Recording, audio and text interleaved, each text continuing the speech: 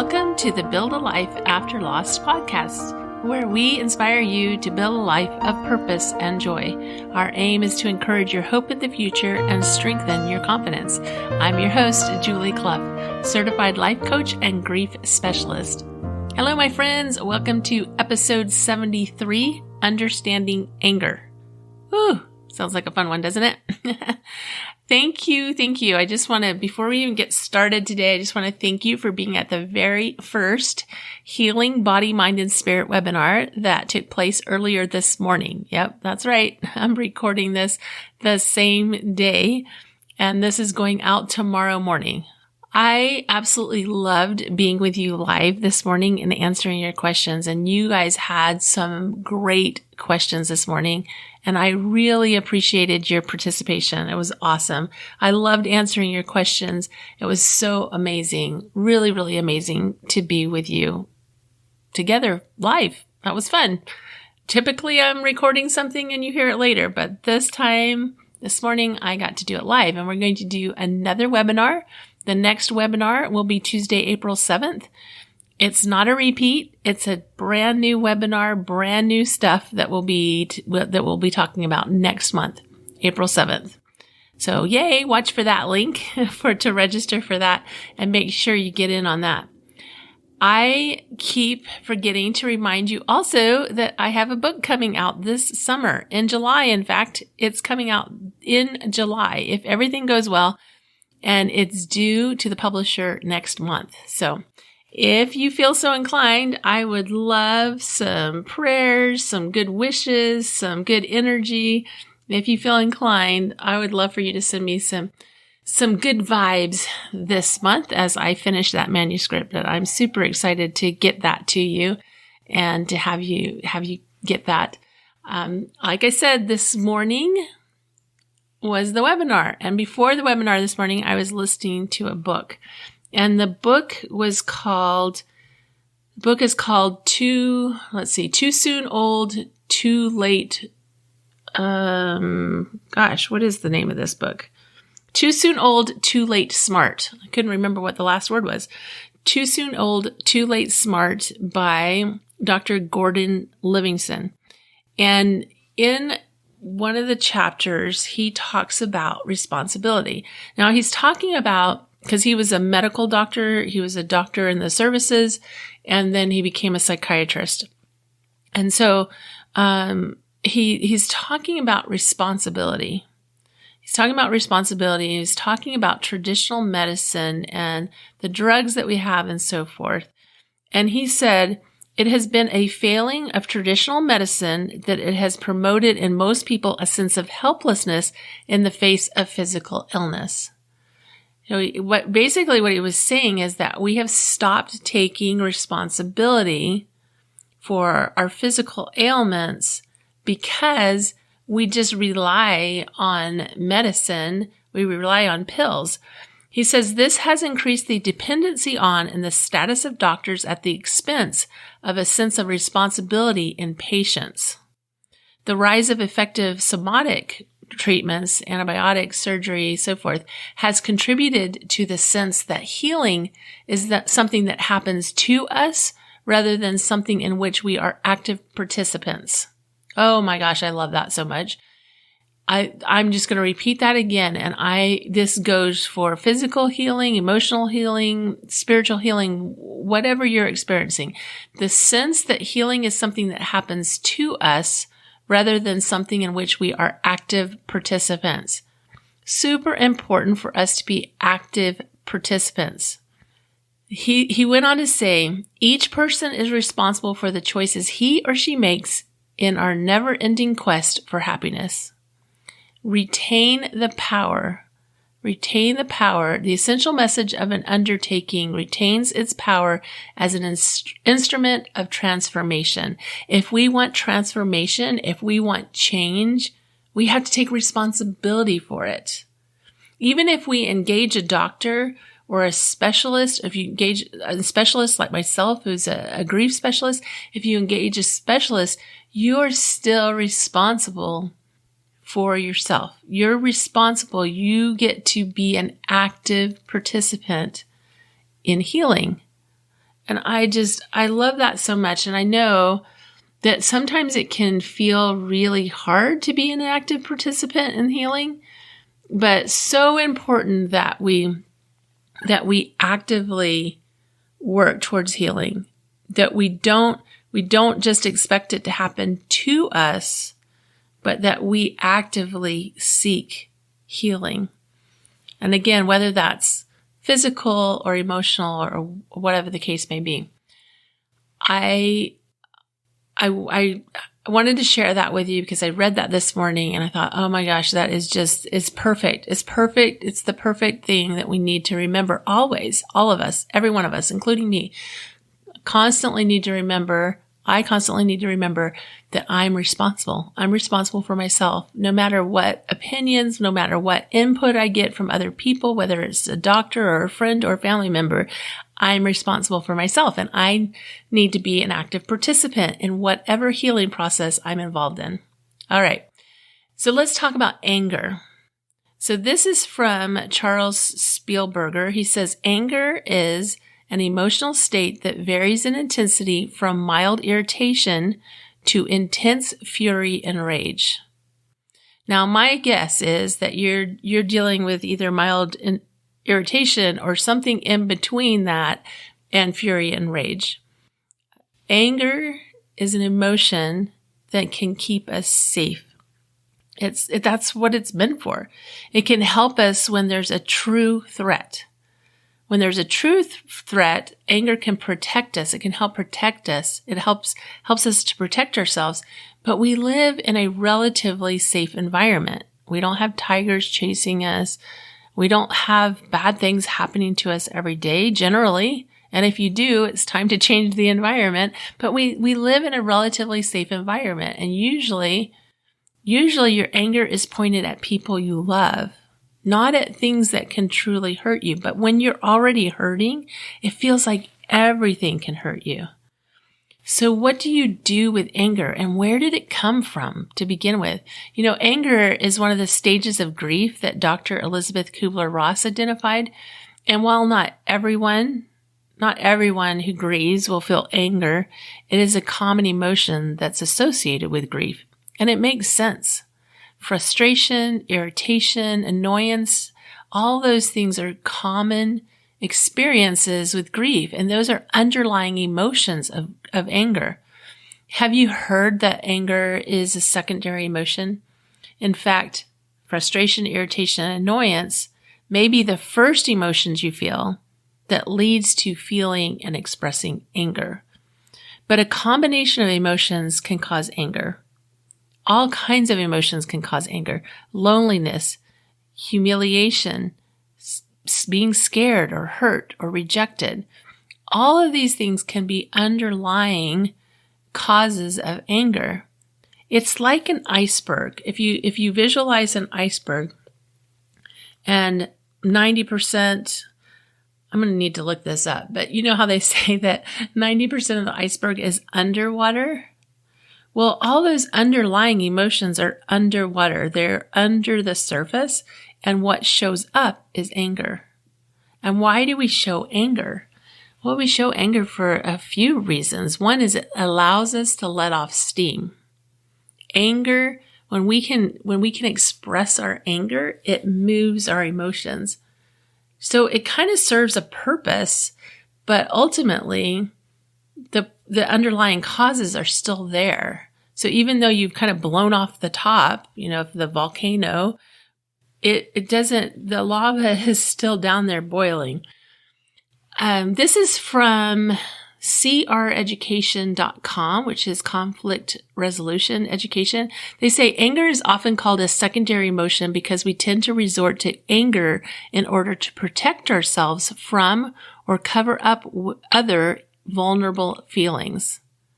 A primary feeling is what is felt immediately before we feel anger. We almost always feel something else first before we get angry. Again, that's from creducation.com.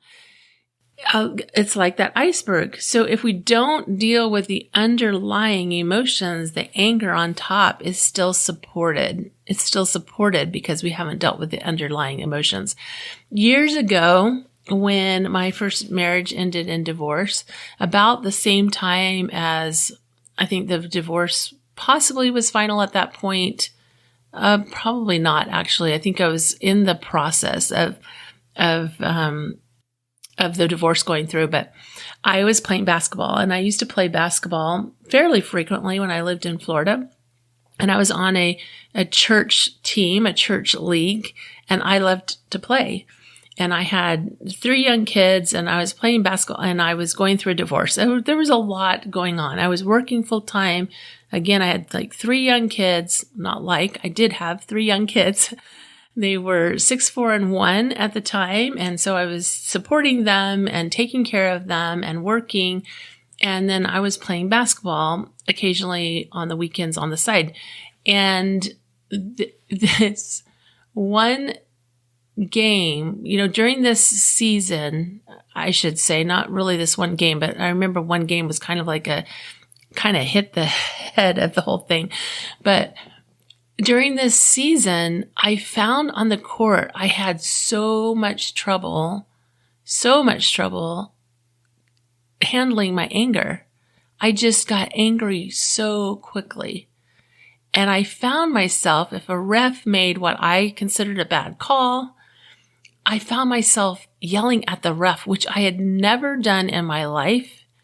And I felt about 2 inches tall. I felt terrible. And I didn't like this person that was showing up on the court. I didn't like it. I didn't like being that person that was so easily angered. But there was a lot going on. I had a lot of frustration. I had a lot of irritations. I had a lot of pain I was dealing with, a lot of hurt, a lot of fears I was dealing with, a lot of those underlying emotions that can create anger. Dr. Andy Davidson said, while researchers have discounted stage theory, the experts agree that anger plays a major role in grief and loss. It colors the grieving by pushing others away, making excuses for behavior, and withdrawing to avoid the pain. So anger can be a way of protecting ourselves in a way that's not very helpful. It is a way of letting off steam. In fact, in the Grief Recovery Handbook, they talk about anger as a short-term energy-relieving behavior because it does release energy. Like the tea kettle that lets off the steam, anger allows us to let off steam. And we need a way of expressing ourselves. But no one likes the results of anger. Even when we feel justified, here's the thing. Even when we feel justified, justification does not feel good either. If you feel angry, remember this, if you feel angry, it's about you. It's not about someone else. When I was angry with the ref, that was all about me. That was not about a bad call. Didn't matter how many bad calls there were. I was in control. I needed to be in control of myself. So when we feel anger and we express our anger, it requires honest evaluation. It requires honest reflection.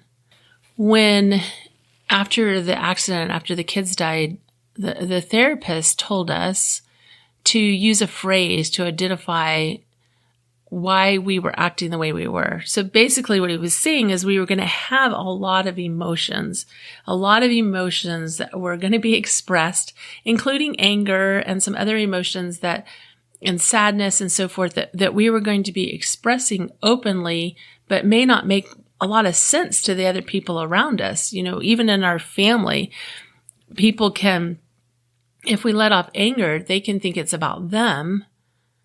And we make it about them, don't we? We make it about them. So he suggested using a phrase, and we never really did this because it didn't really feel right. But he suggested using a phrase like, it's the box, calling the accident the box or some other term. And being able to say, it's the box. That's the reason I'm acting this way. So we could let people know it's not about them. But The truth is, no amount of explaining that takes back the hurt that's caused by anger, no amount of explaining can truly take that hurt back. So it is so worthwhile to do some honest evaluation and understand your anger. What made you angry? Where is it coming from? What were you feeling before that? What were you thinking? The best news ever is that nothing can make you angry. So when I say what made you angry, the truth is nothing can make you angry. You make you angry. You have the responsibility of your emotions. You get to take responsibility. And the best way to do that is to get to the root of it. Now, the root of it may just purely be the pain that you're in because of your loss and your grief. Like my angry basketball playing, I had too many stressors. I had too many stressors in my life with the kids and my job and the divorce, the looming divorce. I had too many stressors to properly manage my emotions. I was grieving. It would have been better for me to choose physical activities that allowed me to burn off that energy without putting myself in a position where I was yelling at the refs. I just needed to take myself out of that situation until I could better manage what I was feeling and experiencing. So I'm going to offer you 3 things that you can do to start to look at your grief, or your anger, I should say, to start to manage and look at your anger. One, which, the physical activity that I just talked about, that's the clue to number 1. Find a healthy way to let off steam through physical activity. Physical activity is so amazing because when we move our body, we move our emotions. And moving your body, especially if you get an intense workout, that can really help you to let off steam. The second thing is to admit that you are hurt and grieving, and admit that your emotions are raw. So the things you are angry at, you wouldn't normally be angry at. Too often we see, the ref made me angry. This person made me angry. This is what happened. That's why I'm angry. And we want to justify the anger. We want to look outside of ourselves and say, this is the reason that I'm angry. I am justified in that anger. But grief affects your judgment, and anger affects your judgment. So as much as you can, remove yourself from additional stress when possible, and admit that it's the hurt and the grieving and that you need to allow more space for your grief. Number 3, identify the underlying emotion and the underlying thought that is causing the frustration, the pain, the anger, all the emotions that you're feeling. Identify the underlying emotion that's causing the anger and the underlying thought. Like I was just saying, it's so-and-so that made me angry. But really, it's not that person that made me angry. It really isn't the person that made me angry. It's what I was thinking about the situation. And if my judgment is clouded by my grief and my anger, then I really have to be careful about the judgments that I'm making and the anger that I'm projecting. Consciously choose a different thought that is more useful. And these are some of the things, that particular exercise is one of the exercises I help my clients with. I help them to really identify what's underlying and what thought would be more useful to them so that they can better manage their emotions. Change does not happen overnight. I want you to remember that. Change does not happen overnight. So if you're struggling with anger, don't expect that, you listened to this podcast and I got some ideas on how to manage my anger, so therefore I'm no longer going to be angry ever, ever, ever. It's not the way it works, because I still experience anger and I'm teaching you these things, but I honestly don't feel angry very often, but I do feel angry on occasion. If you've developed a habit of anger, be patient with yourself. Be patient with yourself. This does not happen overnight. Be patient as you destruct the habit, as you break the habit down, as you find healthy ways of handling your anger. Be patient.